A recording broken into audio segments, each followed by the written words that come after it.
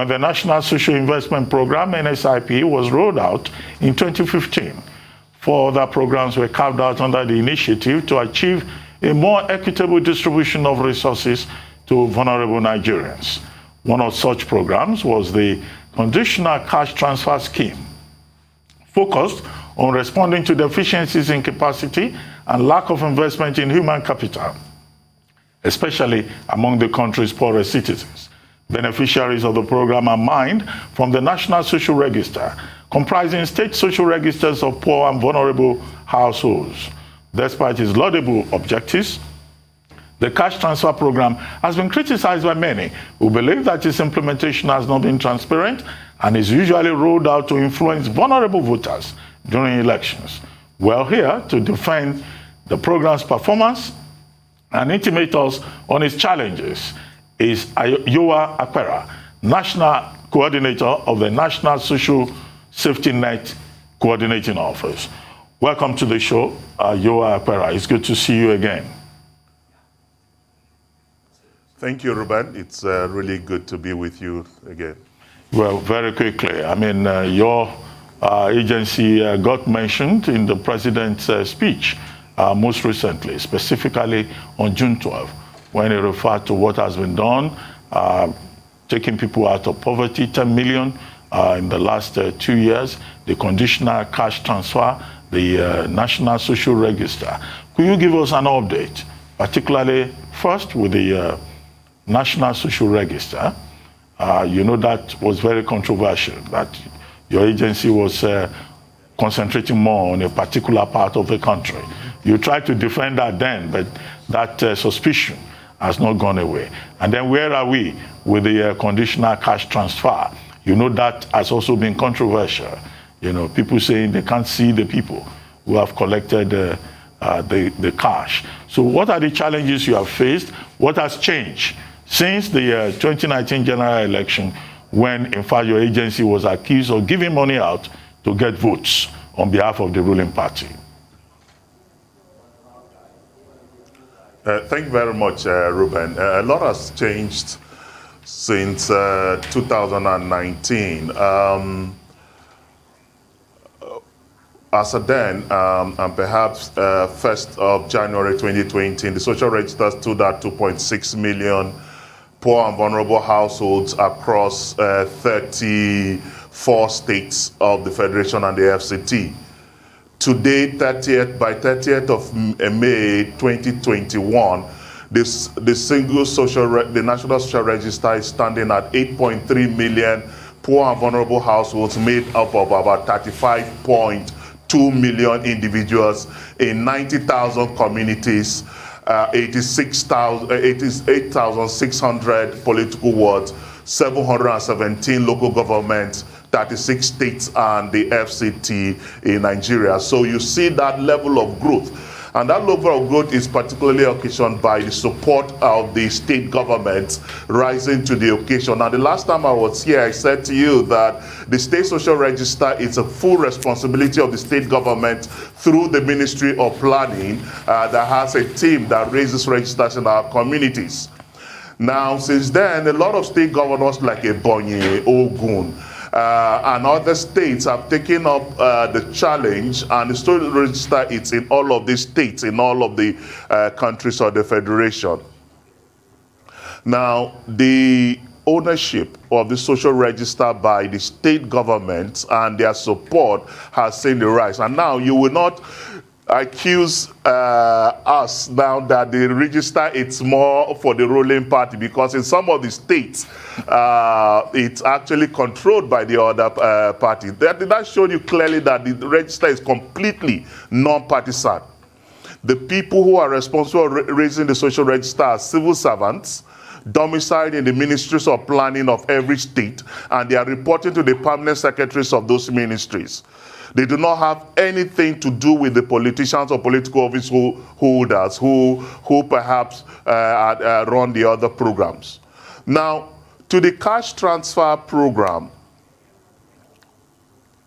we mine from the social register, and what has also changed from the cash transfer since then is that at the time in 2019, we were paying in about 24 states. Now we've expanded to all 36 states of the Federation and the FCT, and we have enrolled 1.8 million beneficiaries for the cash transfer. Our target by 30th of September this year is to make 2 million 2 million poor and vulnerable households in the country, paying them 5,000 naira consistently every month over the period.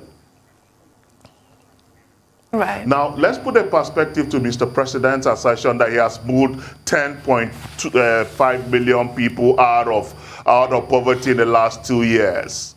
And let's look at it from the point of view that cash transfer itself, it's an instrument to that effort. However, it cannot be counted in isolation of the other efforts.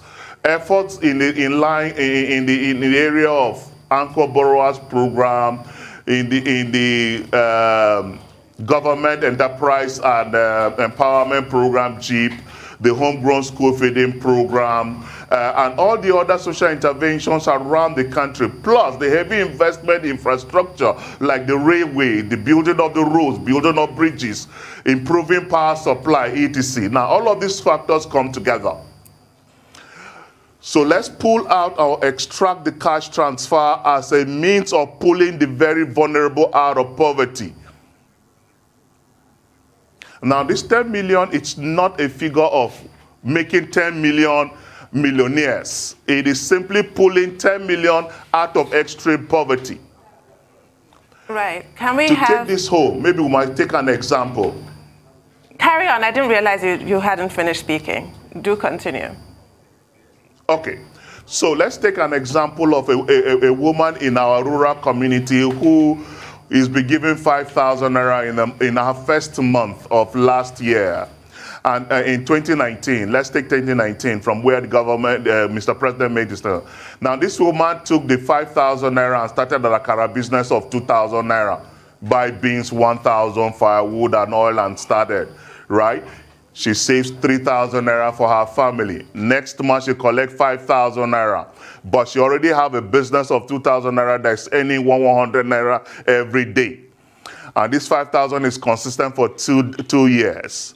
This is extra of what he then uses to feed his family and fend for his family, while this business also bringing in small income.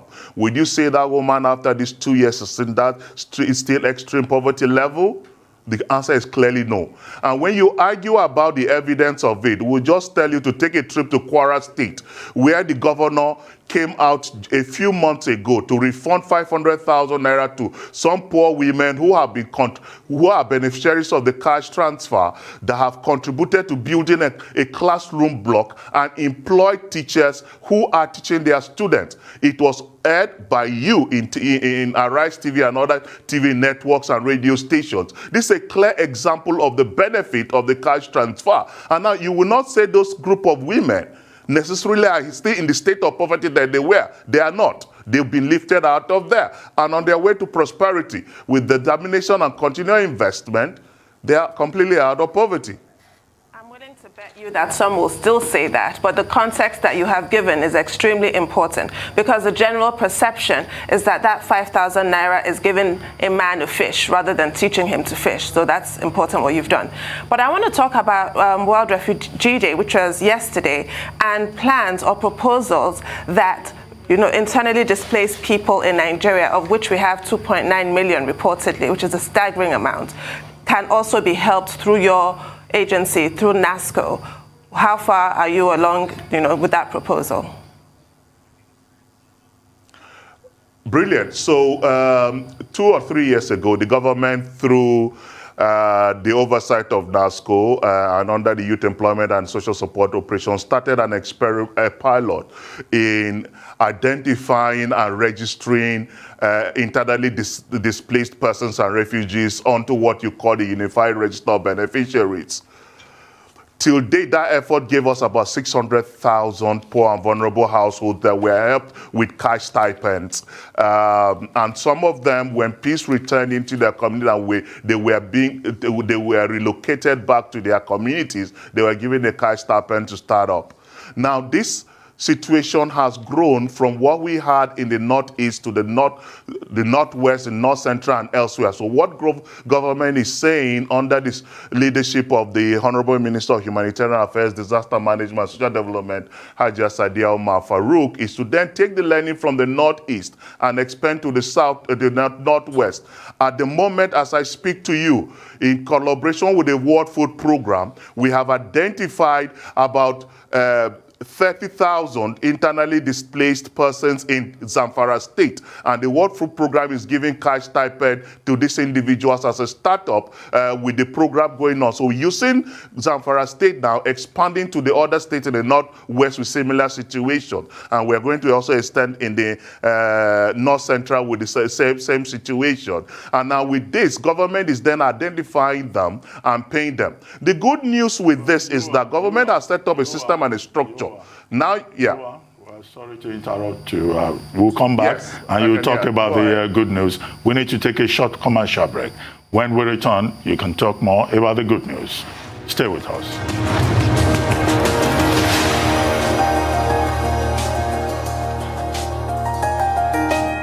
Welcome back to the morning show here on Arise News. We're still with Iorwa Apera, National Coordinator of the National Social Safety Net Coordinating Office. Just before the break, you were trying to tell us about the good news with regards to refugees and your office, NASCO. Do carry on. Yeah, so thank you very much. So I really like where you stopped it about saying it's a good news. The government learned in the Northwest. When the crisis in the Northwest happened, we were not really prepared. And so we had a government and the donor agencies almost working across purposes. So everybody rushed into the Northeast, and we identified registered people and were giving benefit. Some were actually double dipping, and so led to some level of waste. But with that learning, government has picked it to the Northwest, and the explosion in the Northwest through the activities of the bandits and other elements that has forced a lot of refugees and internally displaced persons within that zone, but also in the North Central. So government now insists that every donor agency, every government apparatus work through the state operations and coordinating unit under the Ministry of Planning to identify and register the internally displaced persons through a comprehensive checklist that brings them onto the database. Starting with Zamfara State, we have actually identified 30,000 plus. World Food Program is now giving them a stipend every month to support them, but also others that are coming in are using the instrument of this list to then help them with their level. We're now going ahead in Sokoto, working with UNICEF to do the same thing, and then moving to Jigawa, moving to Katsina State, Kaduna, and the rest of the Northwest, and gradually to Benue State, Nasarawa State, and all the other states in the Central with similar situations. The good news is that we have a structure, we have a system, we have a database, so you know that you are actually attending to the internally displaced persons or refugees with serious issues or challenges to help them. This way, government is able to coordinate all the efforts in one and be able to also measure the impact. And now also identify post-crisis, when peace return to these communities, be able to relocate these individuals back to, or families back to their locations in a more coherent and comprehensive manner, and also give them the needed support to get them back on their feet. All right. Thank you so much. Thanks for all you do. But let's break it down. You said two things. Number one, you said conditional cash transfer can beat people out of poverty. Check your facts. Check a scheme called Bolsa Familia in Brazil.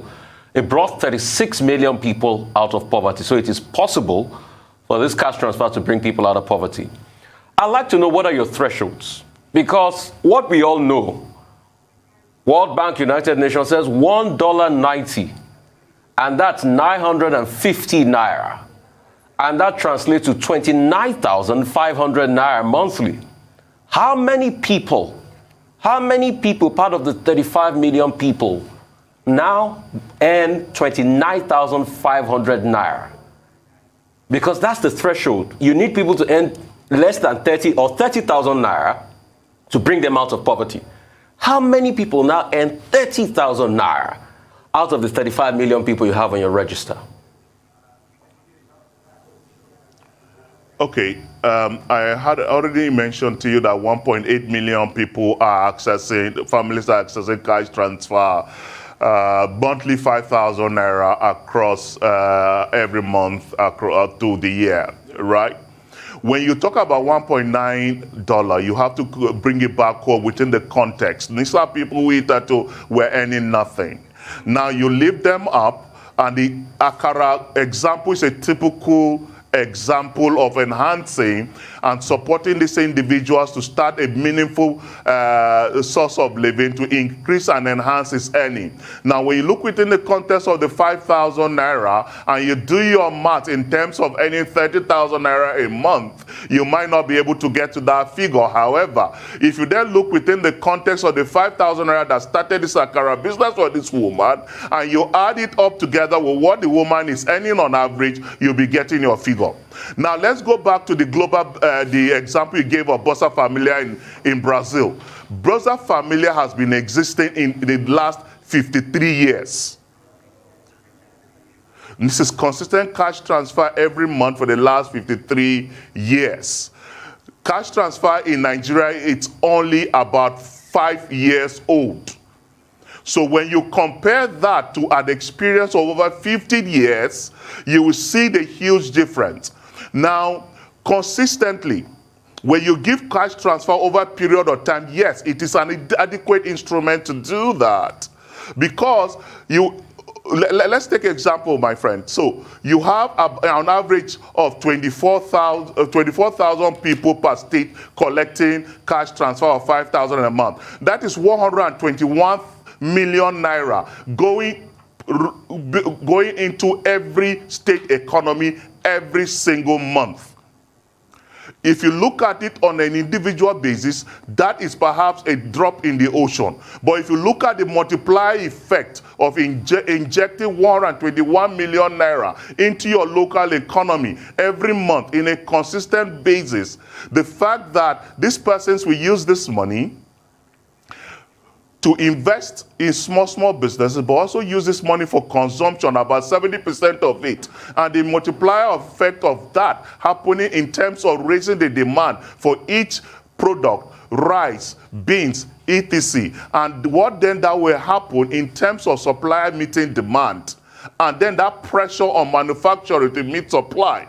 And the multiplier effect in terms of the income distribution, you will see the simple impact. Now, when government injected this cash transfer sir, over 2 years... You've not answered my question. My question is, how many people, as a result of what you're saying, are not earning that threshold, 30,000 naira monthly? That's just all I want to know. How many people? Because I understand these laws you've quoted of economics. I understand everything. I understand trickle-down economics. I understand how it flows in the economy. I understand the knockdown and cascading effect of economics. How many people precisely have now started earning 30,000 naira monthly, which is the minimum poverty threshold, which translates to 346,000 naira yearly from this scheme? That's just all I want to know. If it's 1 million people, because I want to benchmark that with the 10.5 million people that have been brought out of poverty. We're just doing statistics here, which I know you're a statistician yourself. You can safely say on average of 1 million people out of the 4-year program are comfortably out of that poverty line in terms of their earning power for those who have invested. Okay, so you can simply say 1 million. If you're talking about specific figures. 1 million. Yes, so let's say 1 million. 30,000 naira monthly from that scheme. 1 million people are now earning 30,000 naira on average. So that means that scheme has brought out 1 million people from poverty, not 10.5 million people. Thank you so much. I appreciate you for your time, sir. Dr. Batin? Well, Iorwa Apera, the Minister of Humanitarian Affairs, Social Development and Disaster Management, has been quoted as saying that in the last 6 years, this administration has spent $5 billion to take people out of poverty. $5 billion, that's a lot of money. Do you have an idea, of how that $5 billion was spent, what it was spent on? Just to give Nigerians an idea, how much went to school feeding program, for example, how much of the 5,000 naira in the last 6 years went to the poor and vulnerable households. By the way, 5,000 naira cannot start an akara business, because I mean we all buy a bean cake, and we know 5,000 naira cannot set up any akara business, because you've been referring to 5,000 and bean cake business. And then recently, you yourself... how much do you buy a mudu of beans? How much do you buy a mudu of beans? Anyway, don't worry. That's just for you to think about. You know, if you know, you tell us. And then, of course, recently you've been talking about some collaboration. I buy a mudu of beans for 350 naira or thereabout. Okay, so if you buy like 3 or 4 or 5 out of 5,000, how many bean cakes will you be able to take out of that? Considering the fact that you will need to get palm oil or groundnut oil, you will need to set up the fireplace where the bean cake will be produced. You will also need assistance. You will need some other things to go with it. When you sell bean cake, either you support it with bread, or you support it with some other things that people can buy along with it. Start with bean cake first. So 5,000 naira. You add bread. As you add other things. No, 5,000 naira cannot set up a business in that category. But in any case, we would like to know, how was that $5 billion being quoted by Minister Shadiya Farouk? How was it spent? And then you've been talking about collaboration with the National Orientation Agency. I hope that agency is still alive, and that there are people there who are doing what they've been employed to do. And then there was a report saying that out of all the states, 3 states have not yet participated in this poverty alleviation program. Would you like to identify those states so that the people from those states will know that there is this 5,000 naira bonanza, but their state governors do not want to be part of it?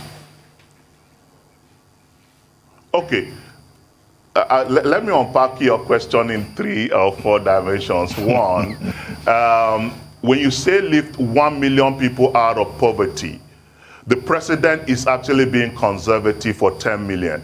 Because as an economics, you know the multiplier effect of putting this money, the 30,000 naira a month that you quoted in the hands of 1 million people, the multiplier effect is there. At least you have a return of 1.6 naira on every 1 naira investment on cash transfer. And that's the evidence, and it's out there, and you can check it. So the multiplier effect hits around the 10. But in addition to that, the Honorable Minister was also correct in her quotation of the figures.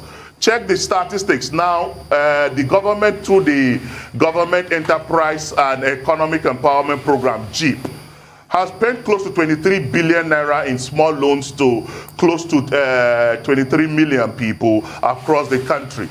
The homegrown school feeding program pays 70 naira per meal. 70 naira per meal per student, per child per day, feeding 9.1 million children across the country. So you do your math. Empower program had about 523,000 beneficiaries for the last 4 years, paying 30,000 naira times those 523,000 individuals across 3 years. So when you do your math around that, you'll be going close to that figure. But like you said, in akara business, apart from the bean cake, there are other condiments that have come to add to the akara business.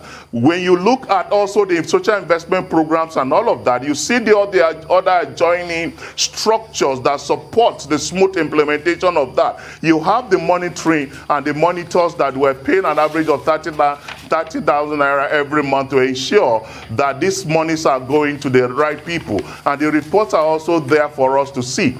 The engagement with the CSOs that are third-party monitors. In fact, at 10 o'clock today, the National Third-Party Monitor, which the CSO chairs, will be disseminating their 1-year report to the Nigerian public of the monitoring of the cash transfer, for instance. So all these instruments also contribute. But when you look at the other investments of government in the Anchor Borrowers Program, you look at the infrastructural development at etc., you will see cumulatively the efforts of the government in pushing these 10 million people out of poverty.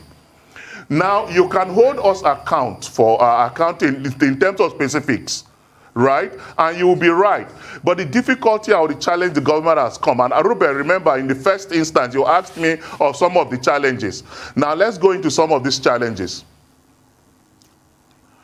The social protection space and social investment space in Nigeria is highly fragmented. Fragmented in the sense that we had, before the creation of the Federal Ministry of Humanitarian Affairs, the South Management and Social Development, we didn't have like a structure or a ministry that is responsible for poverty and coordinating programs on poverty alleviation.